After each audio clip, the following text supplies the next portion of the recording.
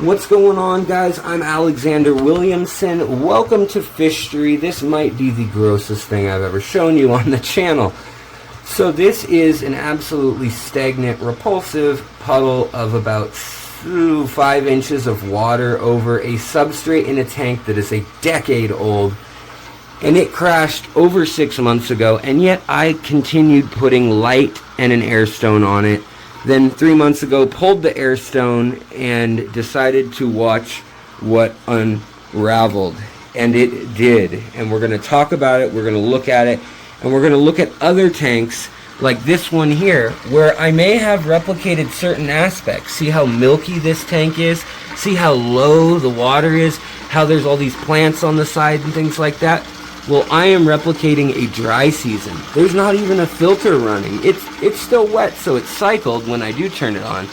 But we're going to flood this tank with cool water at a low TDS, because in tanks like this, or tanks where you are keeping fish long term, the mold at the bottom starts to creep up and you get a harder and harder and harder tank. And let me show you the tanks in the other room really quick. So here we have a filtered big Aquascape 50-gallon.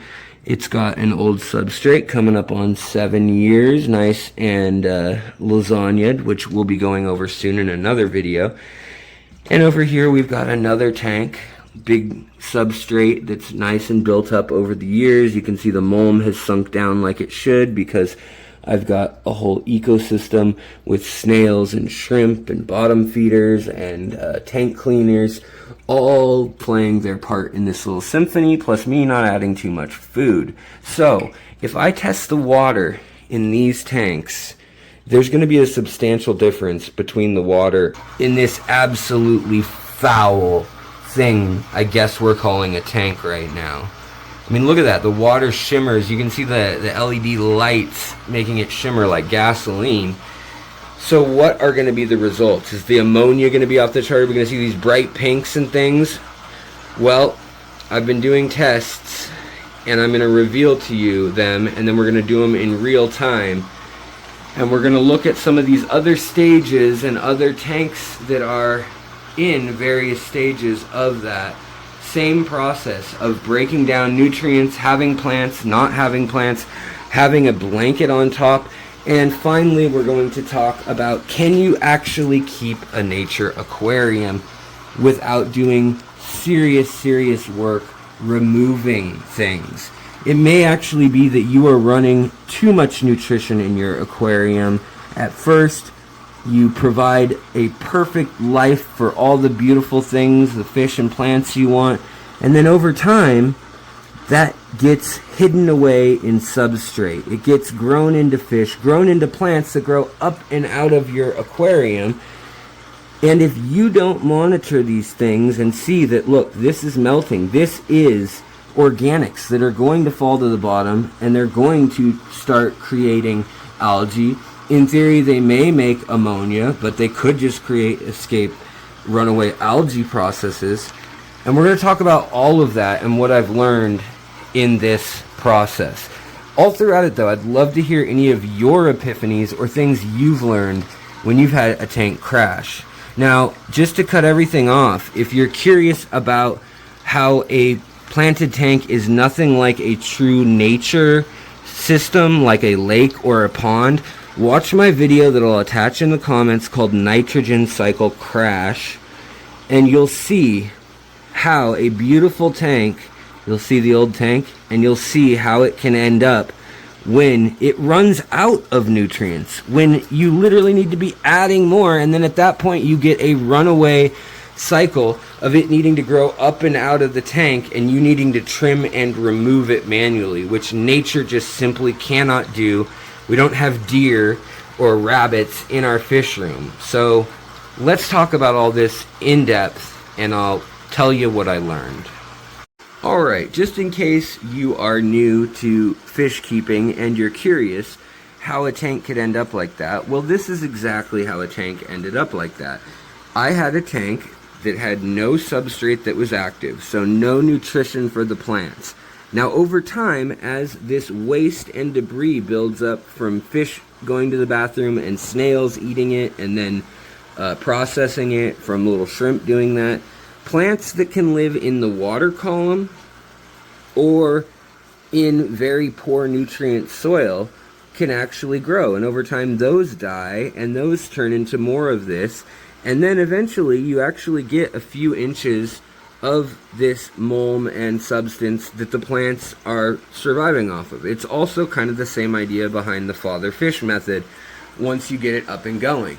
Now what I'm going to show you here is, this is a tank. It still has a filter running on it, and it is more of a rainbow fish tank, so it needs movement, it needs water changes in my opinion, and so forth. But if you look over here at a betta tank, this is very similar in that snails are one of your first signs when you have too much organic waste in a tank. Now, this tank is growing plants great, and it actually gets sunlight because it's right next to the window. So this tank is really the first representation of how the big tank we were looking at started to transform, and I suppose you could say go downhill, but for a while it was going uphill for what I needed it for. So I let it crash. I let snails populate the tank very heavily. When the snails did so, they left behind their shells. So these are Malaysian trumpet snails, and they can have thousands upon thousands of babies. So can ram's horn snails if you get a group of them. Beyond that, you get the duckweed, and duckweed will just keep on growing, and it can actually turn down the amount of oxygen exchange and light coming into the water. Now plants like this plant, Valsenaria, they do okay with it. And Valsenaria actually likes harder water. And this water is starting to creep up in its TDS, its KH and GH, and even its pH, because even though I cut back feeding, it had such a mass proliferation about a year ago of snails. You can see all those bleached snail shells, the little ones. Those are the babies that come forth when you overfeed a tank. Maybe you're feeding and the food canister loses its top, or maybe you've just been consistently overfeeding and all of a sudden snails and planaria or any sort of pest creatures can start inundating the tank. Well, that causes the nitrates to go up, then you get algae, and then you get duckweed or any floating plants creating a really thick layer like you see here. And that's enough to reduce the oxygen underwater. Now, ironically, if we look up here at my tanks that are designed, so this one here, you can see the little tiny life forms floating. Those are paramecium that are one size up from infusoria, and they're designed to feed baby fish. That's why you see those speckles all over the water. So I feed the fish with little turkey basters of that when I have fish that are not the very smallest fish that I breed, but get pretty darn close. Something like the babies of this fish, I would put a squirt or two of that, and they'd be getting the algae that's in the water. Now, none of these tanks, even though you see a sponge in there, that's just to collect bacteria so that if I need to cycle a tank quickly, it'll be ready. But none of these tanks actually have any sort of filtration or any sort of air stone. So the oxygen level starts to drop in a tank like this. And in this tank here, let me show you real quick what this tank's for. You'll see all of a sudden, when I disturb the top, thousands of little scuds come running just from one little area, just from doing that. All these little scuds come out, which I use to feed everything from medium-sized fish like tetras to baby fish that I'm trying to grow out faster. So we've kind of got three different tank purposes. We've got medium-sized paramecium, we've got the very small infusoria, and we've got the biggest, which is scuds. And there's also snails if I were to be doing pea puffers. Now the interesting thing about this though is that because of all the algae that's growing in all these tanks, even this one that doesn't look that algae intensive, the test strips come out with no nitrates or nitrites, no ammonia, because it's all getting processed.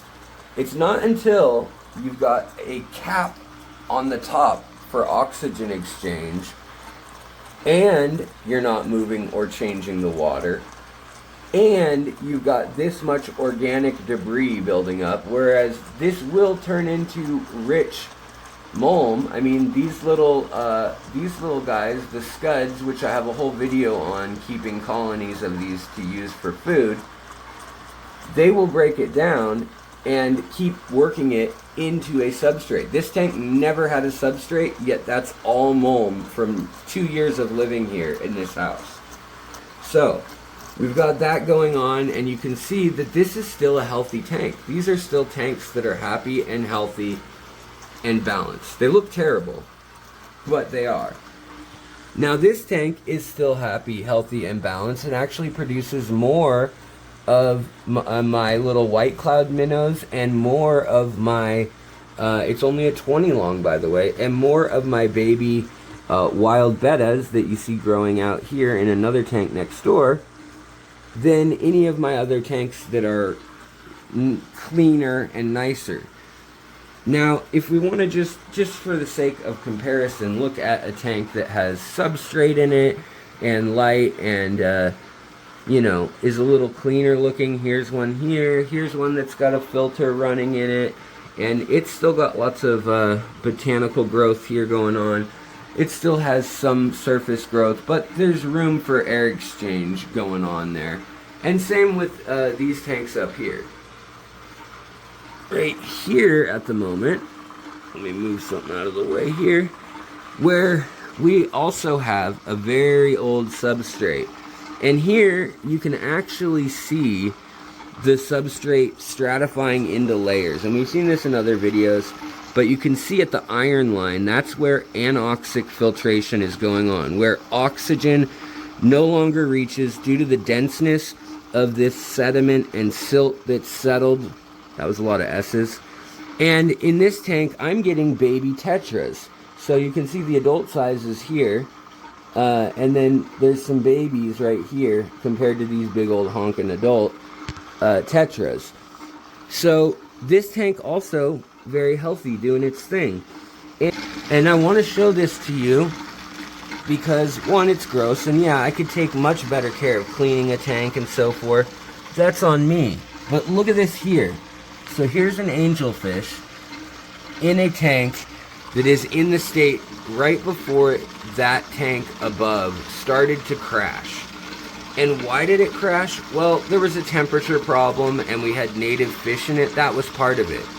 But something else happened before all of that. So before that birth of that tank, we had, before this tank was the incarnation of the native fish, it was a cichlid tank, just like this tank. And it was a neutral water to slightly acidic water cichlid tank.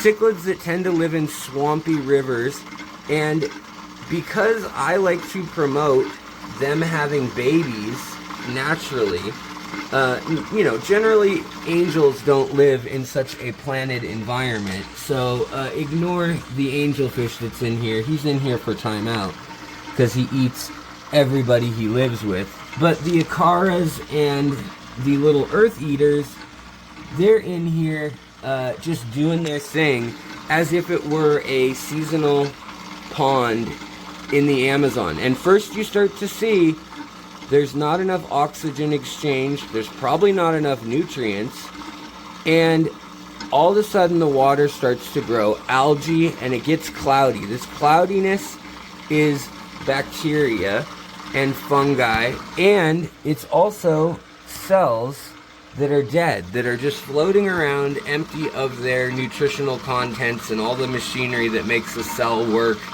and do its everyday functions. And what happens is the chemistry of the tank starts to change. And what I'm going to be doing here very shortly is turning the flow way back up removing all these nasty layers of vines and things. And then I'm going to be refilling the water at a much lower temperature and TDS to simulate the end of the dry season. And that will simulate the wet season in these ponds, these vernal ponds that pop up in the jungles around the world. Well, what happened in the other tank is that never happened. And there was no filter running anymore. And beyond all that, the plants were gone. There were no plants in this tank anymore because the cichlids I had had in it beforehand were African rift cichlids, and they ripped up all of the plants. So the only plants I could have was some hornwort floating and swassertang at the bottom, and I'll show you guys here. So after I lost the plants, this just started going downhill. And even though nearite snails and things were in here and supposedly going to clean the glass, which here, look, that magnet's so stuck and encrusted it won't even, oh, well, it fell off. We got a window. Nothing could stop it. And it started to go foul in a way that the fish that was left, the one native sunfish that was left after one died, had a bacterial fin infection. And I treated that, and then I just let the fish be. Now, there were crayfish in here, and there were some shrimp and snails. The shrimp pretty much got eaten by the crayfish and the last of the sunfish that was in here. But it got too hot again, and his bacterial infection never healed. And they come out of water that is just as disgusting as this looks, but is usually moving very, very slowly. Now, this water wasn't moving at all. It got warm, and boom, it crashed. Now, to give you an idea of an empty tank without plants, what it should look like, that's a little layer of just algae, debris, duckweed over time. That's been 6 months to a year. And I can't get it out because of this tank. So we're moving this tank out, and it's finally time to do so. But it all crashed because there wasn't the oxygen exchange. There was so much organics because this is a pretty strong light. This is a Fluval 3.0. Even at half intensity, it was growing those thick mats like this of different kinds of plants. And they broke down into that mulmy stuff. And you can see here, here's what a healthy mulm situation should look like. It breaks down, and if you've got snails or shrimp or little burrowing fish, they incorporate it, and it works its way down finer and finer particles into the substrate and kind of compacts and stratifies. If that process isn't going on because you don't have your whole ecosystem intact, because you don't have your little helpers, you can get more of a fluffy mulm, which this is still bacterial, biological, and the scud's helping. But if you go too far, then you end up with big old piles like this. And this is great for those little single cell organisms I'm trying to get out of this water that you can see suspended in the water, and you can see spots where they're really densely colonizing and just kind of floating around eating the algae and the protein and stuff that's in here. But the tops of these tanks are just so thick of a blanket. You can really see it here. That's right under the light, and it is the darkest spot. Directly under light, because it's grown the densest. And same over here actually. And so it choked out this tank. So the algae that should have bloomed, like it does in these tanks even still, bloomed, but it couldn't have oxygen exchange. Partially because this tank is so darn tall. So this tank is so tall that oxygen exchange wasn't going on. You were just having a column of algae. And it went from a kind of murky, milky tank like this that had no fish anymore either, so there was nothing adding good nutrients, but there was plenty of nutrients in this substrate, don't get me wrong. But over time, just light, bacteria, fungi, and plant matter killed it. Also, lack of movement. Now, I did add an air stone while the fish were in here, just for them. And what that actually did was cause more algae to grow on the sides. That's really green film algae and waterborne free single cell algae. Whereas as soon as I pulled that air stone out after the last fish had passed away about 6 months ago, that duckweed grows thicker and thicker and thicker, deeper and deeper, and it actually reached right about here, piled up, and also to here, piled up from the bottom. And it smelled very foul if you disturbed it. It was fine if you didn't, but I took samples of it, and much to my surprise, there were still no nitrates, no nitrites, no ammonia. And this tells you that ammonia, nitrites, and nitrates aren't always your best indicator of how a tank's doing. You really do need to look at other things, like complex organic compounds. And we simply just don't have a good test for that if you've got a whole ecosystem already mostly intact. You can continue that going. And you need to go by things like smell and things like how the animals are behaving if you have fish. But when you don't have fish, it's even harder. And so I just wanted to show you guys this before I just get rid of it all, clear all this out. This whole area is just a total mess because everything's getting redone. We're actually building a shelf in here and all that. And, you know, to show you another contrast over here, we've got a nice fish tank where the substrate's all happy and healthy, banded, and you can see, yeah, there's some algae in it, there's some cyanobacteria, there's actually quite a few snails, but they're adult snails, they're not babies, and over time they've grown to their limit, and by me not overfeeding the tank, they're doing well. Now I have another video called the Nitrate Crash, and it talks about this specific tank and how plants that grow immersed, which that other tank didn't have a whole other problem, which is that you get the lower parts of the tank, any sort of botanical living organisms, they start to melt and fall apart because their nutrients wants to be up in the light and up where seeds and flowers and propagation happens for the sustenance of the species.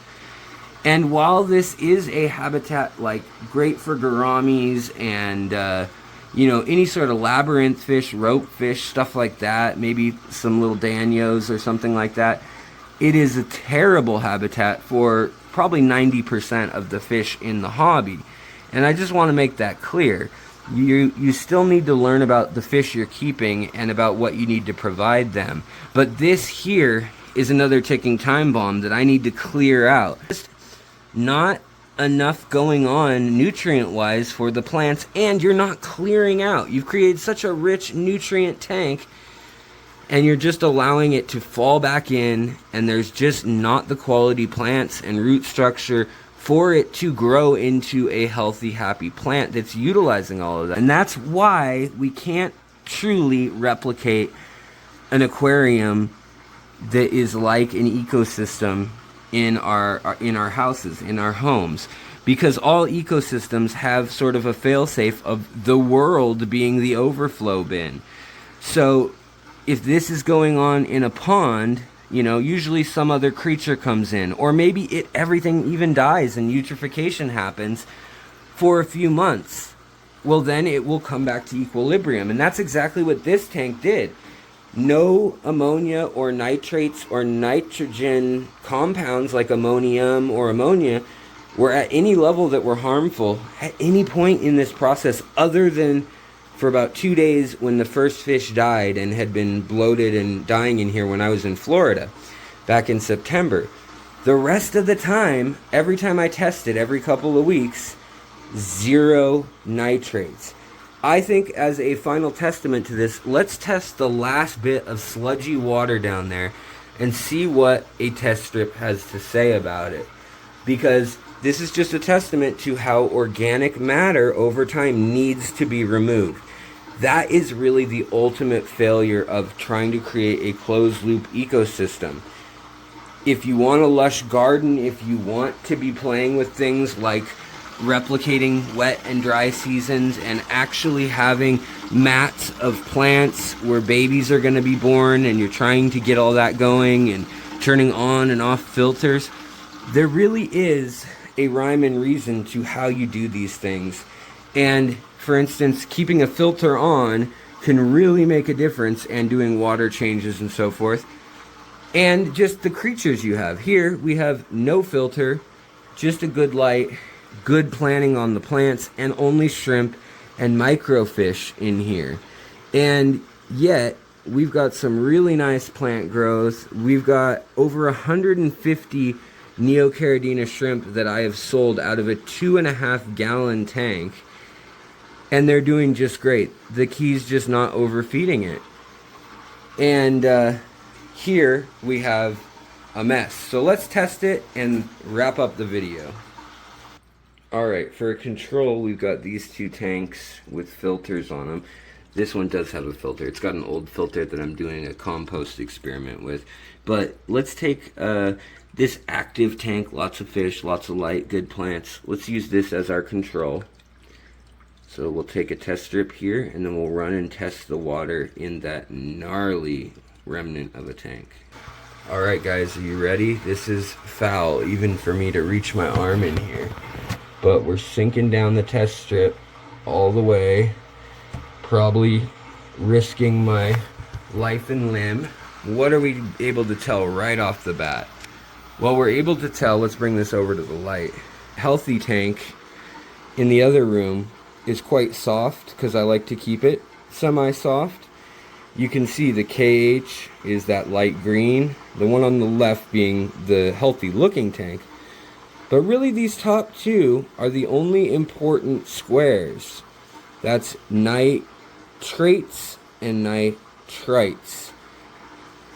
And there's also an ammonia test strip, but it's really hard to see on camera because the color change is about between the yellow and the light green here. So you'll just have to trust me that there's no ammonia either. So this tank, even though it's hard and the pH is up to probably 8.0 if we look at the test bottle, yeah. So probably 8.0, that orange there, maybe 8.5 even. And the hardness is probably 180 for the GH, whereas this other one's probably like a 60. And then above, the KH is probably 240. So that's all the minerals and nutrients that have piled up in this thing for years and years and years, and the wood that's broken down and all of that, and not enough has come out. Water changes weren't being done. But look at this. That's times up, and there's no sign of nitrates or nitrites. So I found that really interesting, and the same goes for these tanks up here. If you want to see me test them another time, that's fine. We're dealing with a leaking roof right now, so it's been a crazy couple of weeks, and I'm just trying to get this video out at the moment. But thank you guys so much for stopping by and for seeing what kooky things I'm up to in the aquarium room next. Because for me, I don't want to just keep stable aquariums. I want to push things to their limit and figure out why, how, and what goes on in our tanks, in the ultimate pursuit of how to have a low cost, low energy in maintenance, but beautiful, balanced, happy, and productive aquarium. Thank you guys so much, and I'll talk to you next time on FISHTORY.